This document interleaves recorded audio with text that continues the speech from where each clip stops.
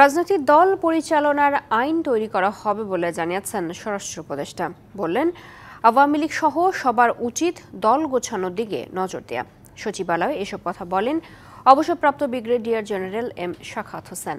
তার মতে, রাজনৈতিক দল নিষিদ্ধ করা খারাপ সংস্কৃতি, এটি ঠিক নয়। দুর্গাপূজার ছুটি 3 দিন করার সুপারিশ করা হবে বলেও জানান তিনি।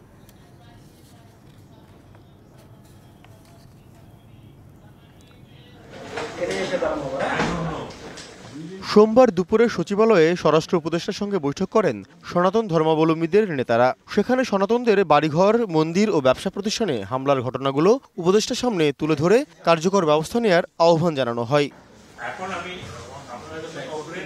পরে গণমাধ্যমের সঙ্গে কথা বলেন স্বরাষ্ট্র উপদেষ্টা। আওয়ামী লীগে অনেক ভালো নেতা আছেন জানিয়ে তিনি বলেন, তাদের উচিত নতুন মুখ সামনে এনে দল গোছানো। এত বড় মানুষের দল যিনি এদের স্বাধীন করেছেন, এতে তো কোনো সন্দেহ নাই।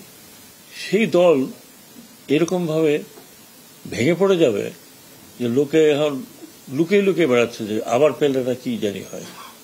আমি ওনাদেরকেও আশা দিচ্ছি, কথা দিচ্ছি যে আপনারা দল গুছিয়ে নেন, আপনাদের দলকে তোকে ব্যান করা নেই। রাজনৈতিক দল নিষিদ্ধ করা ভালো সংস্কৃতি নয় জানিয়ে স্বরাষ্ট্র উপদেষ্টা বলেন, রাজনৈতিক দলের জন্য পলিটিক্যাল পার্টিজ অ্যাক্ট করা হবে।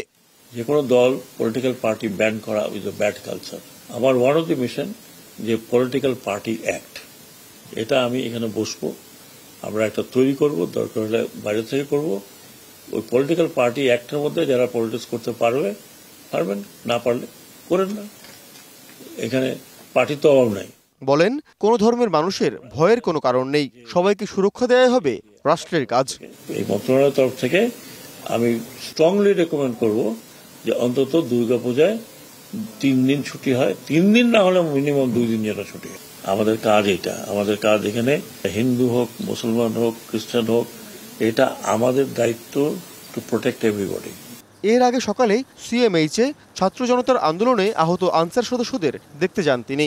জানান, পুলিশ সদস্যরা ইউনিফর্ম বদলে কাজ করতে চায়। নির্দেশ দেন 1 সপ্তাহের মধ্যে লুট করা অস্ত্র থানায় জমা দেয়ার। এই রাইফেলগুলো ফেরত দিতে হবে ইন 7 days টাইম। আজকের থেকে 7 দিন হলে কয়দিন। বিকাশ বিশ্বাস, ডিবিসি নিউজ, ঢাকা।